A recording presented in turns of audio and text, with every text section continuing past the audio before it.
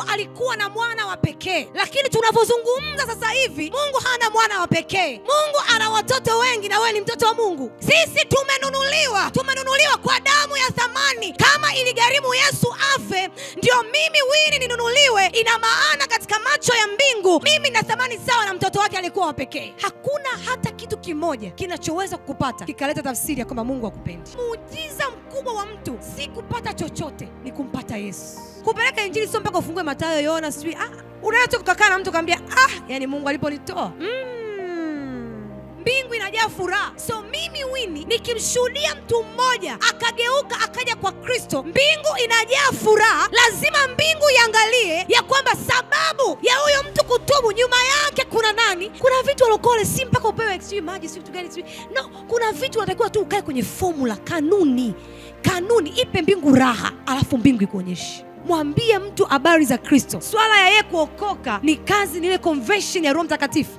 Unapomleta mtu mmoja kwa Yesu, unaishiriki kazi ya msalabani. Unapokuwa sababu ya mama mmoja kuokoka, ya baba mmoja kuokoka, unaanza kuishi furaha ya mbingu duniani.